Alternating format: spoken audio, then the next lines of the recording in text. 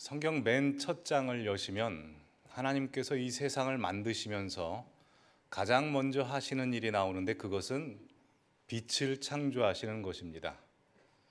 혼돈과 공허 그리고 흑암이 가득 찬 무질서 상태에서 빛을 창조하심으로 말미암아 이 세상은 정리정돈된 질서의 세상, 즉 카오스에서 코스모스의 세상으로 창조가 됩니다. 이러한 하나님의 창조는 애굽에서 압제받던 이스라엘 백성들을 출애굽시키시고 가나안 땅에 정착시키신 후에 다윗 왕을 세워 통일 왕국을 건설하신 이 하나님의 역사에 대하여 가지는 이스라엘 백성들의 하나님에 대한 이미지, 하나님에 대한 이해와 서로 맞닿아 있습니다. 이스라엘 백성들이 경험했던 출애굽 사건과 다윗 왕의 통일 왕국 건설이라고 하는 것은 마치 어둠 속에 있는 이스라엘 백성들을 꺼내어 빛으로 인도하신 하나님의 역사로 이해되어졌습니다. 그러게 당시 이스라엘 백성들이 가졌던 하나님에 대한 이해와 하나님에 대한 이미지라고 하는 것은 빛으로 우리를 인도하시는 하나님, 빛으로 우리를 다스리시고 다루시는 하나님, 그리고 질서를 만드시는 하나님입니다. 그러나 뜻밖에도 하나님이 사랑하시고 선택하는 이스라엘 백성들이 바벨론에 의하여 멸망당하게 되고 포로 생활을 시작하면서 이전에 가졌던 하나님에 대한 이해에 혼선을 가져다 줍니다. 왜냐하면 이스라엘 백성들의 멸망과 바벨론에 의한 포로 생활이라고 하는 것은 다시 빛에서 어둠으로 회귀하는 사건이자 빛이신 하나님께서 범죄한 이스라엘 백성들을 어둠 가운데 버리신 사건으로 이해되어질 수 있기 때문입니다. 그러나 하나님께서는 이스라엘 백성들이 멸망당하기 이전에 예레미야 선지자를 통하여 이스라엘 백성들이 범죄함으로 말미암아 멸망당하게 될 것을 예언하셨고 또한 바벨론에 의하여 70년 포로 생활을 할 것을 미리 말씀을 하셨습니다. 그리고 그 70년이 다 지나자 오늘 우리가 읽은 이사야서 45장 7절 말씀에서 하나님은 이스라엘 백성들에게 자기 자신을 이렇게 소개하십니다. 나는 빛도 짓고 어둠도 창조하며 나는 평안도 짓고 환난도 창조하나니 나는 여호와라 이 모든 일을 행하는 자니라 입니다. 하나님께서 빛만 창조하신 것이 아니라 어둠까지 창조하셨고 평안만 지으신 것이 아니라 환난도 지으셨다라는 뜻입니다. 즉 이스라엘의 멸망과 바벨론에 의한 포로 생활이라고 하는 것은 이스라엘 백성들로 하여금 이전에는 빛으로만 다루시는 하나님, 빛으로 인도하신 하나님, 질서의 하나님으로만 이해되어졌다면 그들의 멸망 이후에는 어둠으로도 우리를 다루시는 하나님, 무질서 상태에서도 우리를 인도하신 하나님에 대한 하나님 이해의 확장이 일어납니다. 이러한 하나님의 이해, 즉 빛으로도 다스리시고 어둠으로도 다스리신다는 하나님의 이해는 자연적으로 우리가 사는 이 세상에 대한 이해와 연결되어집니다. 그래서 오늘 우리가 또 다른 본문으로 채택하고 있는 전도서 말씀을 보시면 전도서 9장에 전도자는 이 세상을 두 부분으로 나눕니다.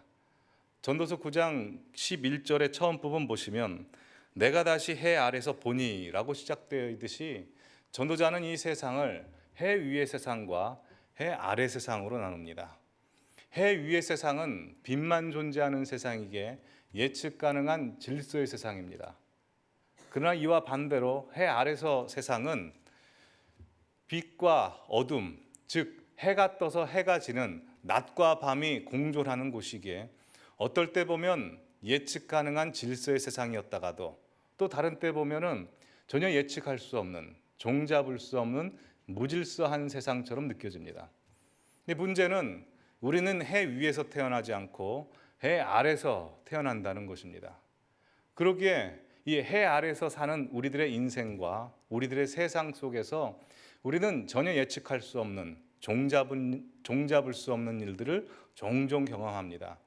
오늘 보면 전도서 9장 11절에서 12절을 다시 보시면 내가 다시 해 아래서 보니 빠른 경주자들이라고 선착하는 것이 아니며 용사들이라고 전쟁에서 승리하는 것이 아니며 지혜자들이라고 음식물을 얻는 것도 아니며 명철자들이라고 재물을 얻는 것도 아니며 지식인들이라고 은총을 입는 것이 아니니 이는 시기와 기회는 그들 모두에게 임함이니라. 분명히 사람은 자기의 시기도 알지 못하나니 물고기들이 재난의 그물에 걸리고 새들이 올무에 걸림같이 인생들도 재앙의 날이 그들에게 호련히 임하면 거기에 걸리느니라 라고 되어 있습니다. 이 말씀은 우리가 사는 세상도 우리의 인생도 넌센스로 가득 차 있다는 것입니다. 내가 아무리 세상에 대한 지식과 다른 사람을 꿰뚫어 보는 명철과 지혜를 가지고 있다 한들 정작 나 자신에 대해서만 모르고 있을 수도 있고, 다른 사람의 암을 발견하고 치료해주는 암 전문의가 자신 몸속에서 자라고 있는 암세포는 발견하지도 못하고 발견했다 하더라도 치료를 못하는 경우들이 있으며, 다른 사람의 자녀를 잘 교육시켜주는 부모교육 전문가가 정작 가장 속썩이는 자녀를 데리고 살 수도 있고, 부부의 갈등을 다 해결해주는 부부 상담 전문가가 가장 심각한 부부 갈등을 겪을 수 있고, 남의 재산을 증식시켜주는 투자 전문가가 남의 재산을 증식시켜주면서도 자신은 은행 잔고가 하나도 남지 않은 사람이 있을 수 있다는 겁니다. 반대의 경우도 있을 수 있죠. 주식이나 부동산에 대한 지식이 전무하면서도 옛날에 친구 따라 사놓은 주식과 부동산이 대박이 나서 큰 횡재를 얻은 사람도 있고, 자녀 교육에 대해서 자자도 모르는 사람이 자녀를 방치했음에도 불구하고 아이들이 알아서 잘 자라주어 사회에 공헌한 자녀들로 된 경우도 있으며, 부부 상담을 한 번도 받아보지 못했음에도 불구하고 평생 오손도손 해로하는 사람도 있습니다. 또한 인생 평생 선한 일만 하며 사시는 분이 단명하시는 경우도 우리는 봤고, 남의 눈에서 피눈물 나게 하시는 분이 장수하는 경우도 봤습니다. 남이 불알 만한 재력을 과시하며 호화스러운 궁궐 같은 집에 살면서도 잠 한숨 못 주무시는 분이 계신가 하면, 전셋집을 전전긍긍하면서도 베개에 머리만 대면 곧바로 잠드시는 분이 있습니다. 우리의 인생도 그렇습니다. 이렇겠거니 하면 저런 일이 벌어지고, 저렇겠거니 하면 이런 일이 벌어져서 우리로 하여금 당황스럽게 합니다. 이제는 좀 살만하다, 안심이다 했는데 갑자기 내 인생의 모든 문이 탁 하고 막히기도 하고, 이제는 다 끝났다, 포기해야 되겠다라고 다 내려놓으려고 하는 그 순간 하나님께서 새로운 문과 길을 여셔서 그 다음 생을 살게 하시는 기적도 경험하기도 합니다. 이것이 바로 해 아래서 사는 우리의 인생의 현실입니다. 사실 우리 모든 인간은 예측 가능한 빛의 세상, 질서정연한 세상을 원합니다. 그 세상은 콩 심은 데 콩 나고 팥 심은 데 팥 나고 내가 뿌린 대로 거두는 세상입니다. 물론 우리가 세상을 살면서 이러한 복을 누릴 때도 있습니다. 매번 누리지 않는다는 것은 이 자리에 앉아 계신 성도님들께서 인생을 살아오시면서 너무나 잘 아시는 것입니다. 운칠기삼이라는 말이 있습니다. 성공한 사람들이 다 이 말을 합니다. 내가 그 자리에 올라간 것은 내 실력이 아니고 운이 좋아서다라고 그렇게들 말합니다. 또한 우리가 원하는 하나님도 빛으로 다루시는 하나님, 질서의 하나님을 원합니다. 그 하나님은 기도하면 응답하시고, 순종하면 복 주시고, 겸손하면 높여주시고, 헌신하면 채워주시는 하나님입니다. 이런 하나님을 우리가 원하고 소원하고 좋아합니다. 그러나 아까도 말씀드렸다시피 하나님께서는 우리를 빛으로만 다루시는 것이 아니라 어둠으로도 다루시기에 우리가 이 하나님을 전혀 이해할 수 없을 때가 많습니다.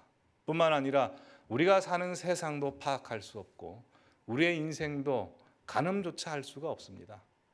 그렇다면 왜 하나님께서 하나님에 대하여, 우리 인생에 대하여, 또한 우리가 사는 세상에 대하여 전혀 가늠하지 못하게 하셨을까요? 그것은 우리가 믿는 하나님 자신이 예측 가능할 수 없는, 제한할 수 없는 너무나 크신 하나님이시기 때문에 그리합니다. 오늘 본문 이사야서 45장 7절 말씀에 보시면 마치 출애굽을 시키러 온 모세에게 하나님께서 처음 찾아가셔서 하신 자기의 소개와 동일하게 자신을 소개하고 계십니다. 나는 여호와라 라고 말씀을 하십니다. 여호와라는 뜻은 모두 아시는 대로 스스로 있는 자, 영어로 하면 I am who I am입니다. 나는 나로서 존재하는 나다. 나는 나 스스로 존재하는 나다라는 말로 하나님의 존재의 원인, 근원이라고 하는 것은 다른 것에 있지 않고 하나님 자신에게 있기에 누구도 제한할 수 없으신 크신 하나님이라는 것입니다. 그렇게 가늠할 수 없고 제한할 수 없는 하나님이 이 세상을 창조하시고 다루시며 또한 우리의 인생을 붙잡고 계시기에 우리의 인생도 우리가 사는 세상도 우리의 생각과 계획으로는 전혀 가늠할 수가 없는 것입니다.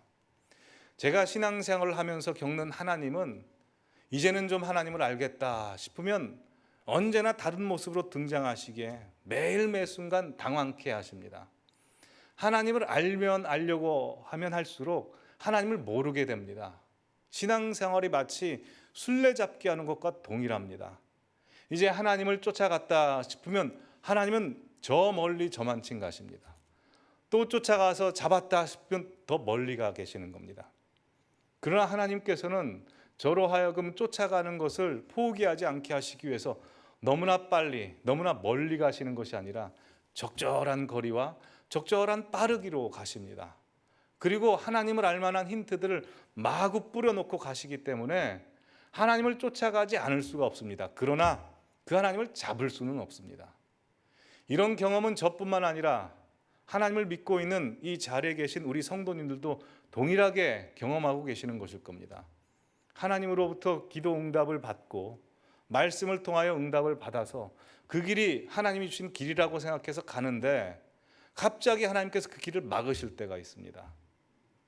어둠으로 다루시는 하나님의 손길이 막으시는 겁니다. 우린 당황스럽습니다. 분명히 기도해서 응답받았고 말씀을 통해서 응답받았고 그것이 내 모든 것을 걸고 가야 되는 길이라는 걸 확신했는데 그것을 막으시면 우리는 당황스럽고 처음엔 그 하나님을 놓기도 합니다. 그러나 이것은 하나님의 주도권을 제한하는 것입니다. 하나님의 주도권이라고 하는 것은 우리의 생각과 계획 안에 들어오는 것이 아니라 언제나 우리의 생각과 계획을 상회하십니다. 그래서 당시에는 이것이 하나님의 전부이고 내가 해야 될 전부라서 그것대로 가면 된다고 생각하지만 나중에 보면 하나님은 그보다 훨씬 더 크고 더 넓고 더 깊은 것을 허락하시기 위해서 나의 다음 생을 생각하고 있다는 것을 알고 깨닫게 된 것입니다. 그러나 당시에는 전혀 알 수가 없습니다. 그래서 성 어거스틴은 자신이 만난 하나님에 대해서 이렇게 고백합니다. 모퉁이를 돌아가시는 하나님. 나의 하나님은 자꾸만 모퉁이를 돌아가시기 때문에 나로 하여금 쫓아 달려가지 않을 수 없게 하셨다라는 고백을 합니다. 어거스틴이 하나님을 잡기 위해서 열심히 달려가지만 금세 모퉁이를 돌아가셔서 안 보이는 겁니다. 그래서 본인도 모퉁이를 돌아가서 그 하나님을 찾기 위해서 달려가지만 또 보이다가 모퉁이를 돌아가시는 겁니다. 계속해서 잡고 하지만 잡을 수가 없는 겁니다. 그러나 역설적으로 어거스틴이 만난 하나님이 모퉁이를 돌아가신 하나님이기 때문에 그는 누구보다도 방대한 하나님에 대한 지식을 갖게 되어 수많은 책을 짓습니다. 그리고 그 책 때문에 많은 목회자들과 많은 신학자들과 성도들로 하여금 하나님이 주시는 영적 자양분을 얻게 하는 것입니다. 그러게 하나님께서는 우리의 인생을 예측 가능하고 종잡을 수 있는 그런 공식대로 인도하시지 않고 전혀 예상치 못하고 당황할 수 없는 그 길로 우리를 인도하십니다. 오늘 설교 제목이죠. 어둠으로 다루시는 하나님의 손길입니다. 그 어둠으로 다루시는 하나님의 손길을 만나면 우리는 당황할 수밖에 없습니다. 한번 지난 날들을 회고해 보실까요? 이 자리에 계신 모든 성도님들께서는 젊은 시절에 자기 인생의 계획과 소원들을 갖고 계셨을 것입니다.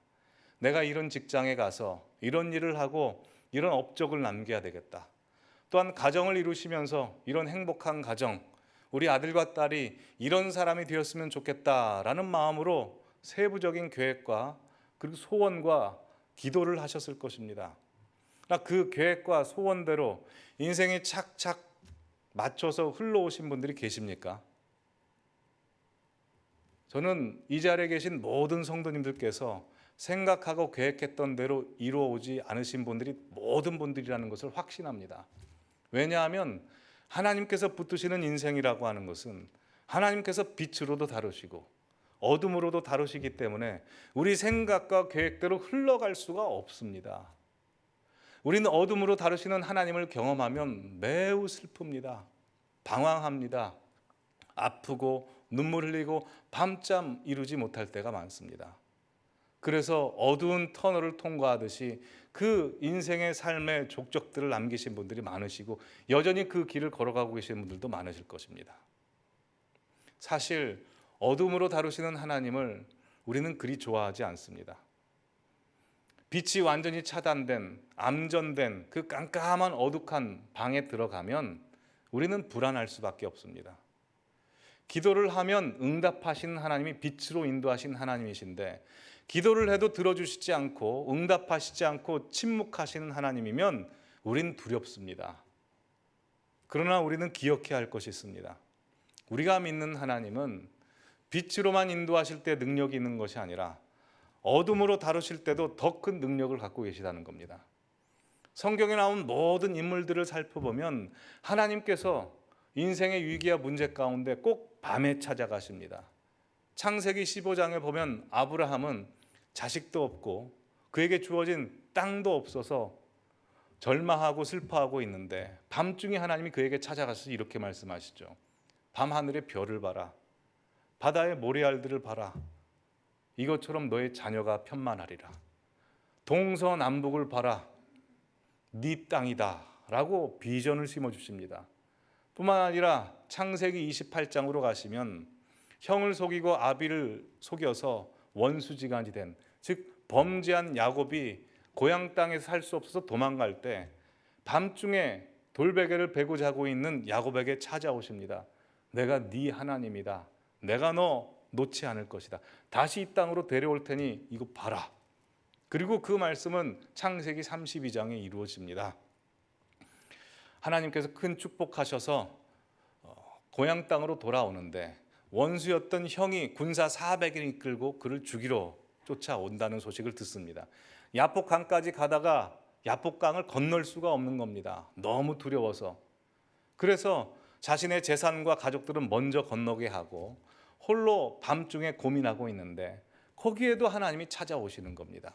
그와 씨름하시고 그에게 이스라엘이라는 이름을 주십니다. 네가 하나님과 싸워 이겼다 이겁니다. 이 말은 자녀 이기는 부모 없다는 겁니다. 즉 내가 네 부모다. 내가 너 포기할 수 없는 부모다 라고 말씀하신 겁니다. 밤에 만나신 것입니다. 출애굽기 14장에 가면 출애굽을 한 이스라엘 백성들 앞에 커다란 장벽이 서 있습니다. 홍해라는 문제가 앞에 가로막고 있었죠. 그런데 엎친 데 덮친 격으로 바로의 군대가 쫓아옵니다. 앞에는 홍해라는 문제, 뒤에는 바로의 군대의 문제가 있습니다. 그때 하나님께서 밤중에 모세에게 이렇게 말씀하십니다. 너희는 가만히 있어. 오늘날 너희를 위하여 행하실 여호와의 구원을 보라. 너희가 오늘 본 애굽 사람을 다시 보지 않으리라. 여호와께서 너희를 위하여 싸우시리라 라고 말씀하십니다. 그리고 하나님께서 홍해를 가르십니다. 이스라엘 백성들은 밤중에 그 홍해를 마른 땅으로 걸어갑니다. 그리고 뒤에 쫓아왔던 바로의 군대는 홍해라는 문제를 통해서 바로의 군대의 문제라는 것을 해결했습니다. 밤중에 문제를 통해서 문제를 해결하시는 것입니다. 뿐만 아닙니다.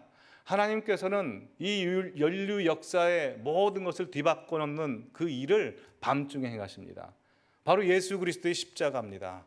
예수님께서 십자가에 달리셨을 때 엘리 엘리 라마 사막다니 나의 하나님이여 나의 하나님이여 어찌하여 나를 버리시나이까를 외치시고 숨을 거두실 때 온 땅에 어둠이 임했습니다. 십자가는 어둠의 역사였고 어둠의 사건이었습니다.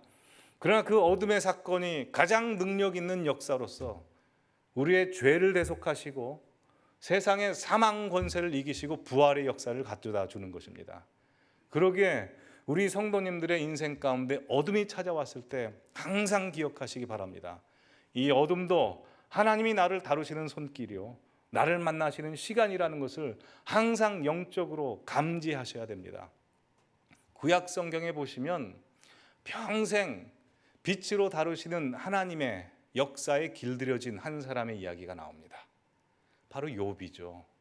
욥은 동방의 최고의 복을 받은 사람입니다. 물질의 복, 자녀의 복, 관계의 복, 또한 믿음의 복까지 받았습니다. 그는 그가 열심히 일하여 번 것보다 훨씬 더 많은 복을 받았습니다. 그 복은 빛으로 다루시는 하나님의 역사하심에 따라 주어진 복이었습니다. 욥은 빛으로 다루시는 하나님이 너무나 좋았고 빛으로 일하시는 하나님의 방식과 역사에 대해서 너무나 잘 알았습니다. 그러나 하나님께서는 욥으로 하여금 빛으로만 길들여진 연약한 존재가 되지 않게 하시기 위해서 그가 전혀 생각하지 않았고 그가 전혀 한 번도 만나보지 못했던 어둠으로 다루시기를 시작합니다. 욥은 당연히 당황해합니다. 하나님 왜 어둠입니까? 어두워서 아무것도 볼 수 없고 깜깜해서 하나님의 일하심도 볼 수 없는데 왜 저에게 어둠을 주십니까? 이것이 욥이 했던 하나님을 향한 질문이었죠. 욥은 하나님이 빛으로 일하시는 방식에는 익숙했지만 어둠으로 다루시는 것에서는 전혀 익숙하지 않았기에 마음에 들지 않았습니다. 하나님이 너무나 서운했습니다. 딱히 하나님에 대하여 저주하지 않았지만 입이 이만큼 튀어나왔죠. 그러나 하나님께서는 한참을 욥을 어둠으로 다루시다가 그럼에도 불구하고 욥이 깨닫지 못하자 욥기 38장에 나타나셔서 욥으로 하여금 하나님께서 어둠으로 어떤 일들을 하셨는지를 펼쳐 보이십니다. 욥아, 너는 내가 어둠으로 일하고 있는 것을 모르겠느냐? 이것을 얕잡아 보느냐? 내가 지금부터 너에게 어둠 속에서 일한 나의 일을 펼쳐 보이리라. 네가 이것을 하나라도 이해할 수 있거든, 하나라도 할 수 있거든 나한테 한번 대답해 봐라. 이것이 욥기 38장, 39장, 40장, 41장에 걸친 하나님의 역사입니다. 욥아, 너는 대장부처럼 허리를 동이고 내 앞에 서라. 내가 지금부터 어둠으로 행한 나의 일들을 너에게 보이리라. 너는 내가 창조할 때 어디 있었느냐? 내가 이 세상을 처음 빛으로만 창조한 줄 아느냐? 그 전에 이미 어둠을 창조했었다. 그때도 어디 있었느냐? 내가 땅에 경계를 놓았을 때도 어디 있었느냐? 바닷물이 육지를 삼키지 못하게 하고 육지가 바닷물을 침범하지 못하게 할 때 그 경계를 삼을 때 너는 어디 있었느냐? 아무도 살지 않은 그 땅을 내가 돌보고 비를 내리게 하는 연유를 네가 알겠느냐? 황무지에 비를 내리게 하여 연한 풀들이 돋게 하는 이유를 네가 아느냐? 타조가 알을 낳고 방치하며 다른 짐승에 의해 짓밟히게 하는 그 이유를 네가 아느냐? 땅속이 이렇게 뜨거운데 바닷물이 마르지 않고 어디서 바닷물이 솟아오르는지 네가 아느냐? 하늘을 봐라. 하늘의 별과 달이 무슨 마음을 가지고 저 궤도를 도는지 네가 이해할 수 있겠느냐? 저 구름, 네 지혜로 구름의 숫자를 잴 수 있겠느냐? 이 모든 것이 다 내가 네가 모르는 가운데 어둠 속에서 행한 일이다. 욥은 어둠으로 다루시는 하나님을 드디어 만나게 됩니다. 빛으로 일하시는 하나님만 만났을 때는 빛의 능력만 위대하신 하나님인 줄 알았지만 어둠으로 만나신 하나님을 알게 되자 어둠 속에서 더 크고 장엄하고 위험하신 하나님을 보게 됩니다. 하나님, 제가 하나님을 절반만 알았습니다. 빛에서만 능력이 있는 하나님인 줄 알았지만 어둠 속에서 이렇게 위대하시고 장엄하시고 놀라우신 하나님이라는 것 저 이제 알겠습니다. 주님은 제가 생각했던 것보다 훨씬 크고 넓으시고 깊으신 하나님입니다. 이 하나님에 대한 넓이와 깊이를 더 크게 알자 욥에 생기는 마음은 경외심입니다. 그래서 이렇게 고백하죠. 빛으로만 일하시고 빛으로 나를 다루셨을 때 나는 하나님을 귀로만 듣는 정도로 알았지만 이제 어둠으로 다루시고 어둠 속에서 일하시는 하나님을 보니 내가 이제 눈으로 주를 배웠나이다 라고 고백을 합니다. 그래서 욥기 42장 1절부터 5절 보시면 욥은 이렇게 고백합니다. 욥이 여호와께 대답하여 이르되 주께서는 못하실 일이 없사오며 무슨 계획이시든지 못 이루실 것이 없는 줄 아오니 무지한 말로 이치를 가리는 자 누구니이까? 나는 깨닫지도 못한 일을 말하였고 스스로 알 수도 없고 헤아리기도 어려운 일을 말하였나이다. 내가 주께 대하여 귀로 듣기만 하였사오나 이제는 눈으로 주를 배움나이다. 어둠의 하나님을 경험하고 난 욥의 고백입니다. 우리 성도님들께서도 인생을 살아오시면서 빛으로 다루시는 하나님, 어둠으로 다루시는 하나님을 경험하시면서 살아오셨을 것입니다. 빛으로 다루시는 하나님을 만날 때면 그 하나님의 역사와 일하심을 우리가 감지하고 알 수 있기 때문에 감사와 영광과 찬송을 올려드렸을 것입니다. 어둠으로 다루시는 하나님의 손길이 우리 인생 가운데 펼쳐질 때 이해할 수 없고 예측할 수 없고 도저히 설명할 길이 없어서 눈물과 아픔과 불안과 두려움 속에서 헤매셨을 것입니다. 그러나 반대로 생각해 보시죠. 그러니까 우리의 신앙이 믿음 생활인 것입니다. 그러기에 우리 신앙의 현실에 믿음이 필요한 것입니다. 만약 우리의 인생 자체가 내 생각한 대로 하나님의 일하심이 내 생각대로만 다 이루어진다면 무슨 믿음이 필요하겠습니까? 내 판단력과 분석력만 갖고 있으면 됩니다. 그러나 하나님께서는 우리를 그렇게 인도하고 싶어 하시지 않습니다. 하나님은 우리의 마음을 원하시고 우리 전부를 원하십니다. 내 모든 것을 다 하나님을 믿기 원하고 다 하나님 앞에 내어 던지기를 원하십니다.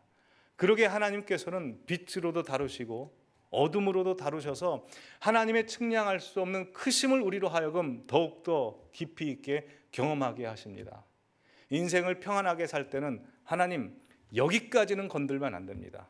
이 일까지는 벌어지게 하시면 안 되고 이것까지는 가져가시면 안 됩니다 라는 두려움과 하나님 앞에 마지노선을 갖고 있었죠.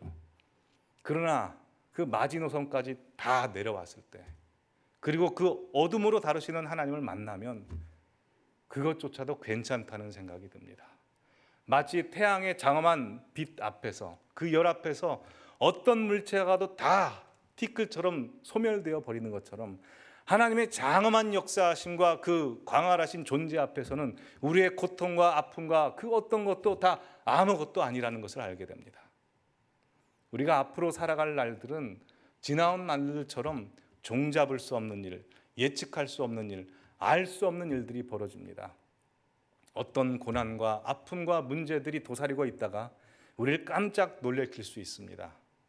그러나 우리가 알지 못하고 예측하지 못한다 해도 이것이 우리의 인생 가운데 전혀 문제가 되지 않는다는 것을 분명히 확신하시고 아셔야 됩니다. 왜냐하면 우리를 붙드시는 하나님이 빛으로도 다스리시고 어둠으로 다스리시고 언제나 우리와 함께 하시는데 우리를 사랑하신다는 사실입니다.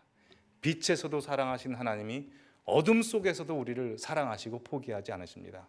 그 하나님은 능력이 있고 선하셔서 그 능력으로 결국 우리를 선하게 인도하실 것입니다. 오늘 이 말씀을 준비하면서 이 찬양이 계속 제 귓가에 맴돌았습니다. 날이 저물어 갈 때, 빈들에서 걸을 때, 그때가 하나님의 때, 내 힘으로 안 될 때, 빈손으로 걸을 때 내가 고백해 여호와 이래 주가 일하시네 주가 일하시네 주께 아끼지 않는 자에게 주가 일하시네 주가 일하시네 신뢰하며 걷는 자에게. 앞으로 우리 성도님들의 인생은 마치 어둠 속을 헤매는 것과 같이 알지 못하고 예측하는 인생을 살 수 있습니다. 하지만 그때 항상 기억하십시오. 그때도 우리 주님 일하십니다. 우리 성도님들의 인생 가운데 내가 모르는 가운데 나를 보호하시고 지키십니다. 우리가 함께 이 찬양을 하나님 앞에 올려드리며 오늘 설교를 마무리하고자 합니다.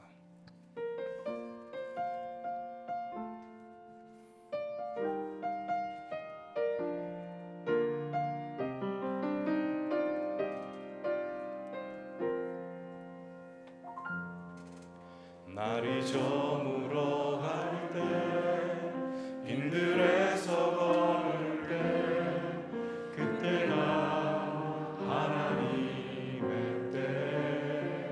내 힘으로 안 될 때 내 힘으로 안 될 때 빈손으로 걸을 때 내가 고백해 여호와. 우리 다시 한번 고백하겠습니다. 날이 저물어 갈 때 날이 저물어 갈 때 빈들에서 걸을 때 그때가 하나님의 때 그때가 하나님의 때. 내 힘으로 안 될 때 내 힘으로 안 될 때 빈손으로 걸을 때 내가 고백해 여호와 이래 주가 일하시네 주가 일하시네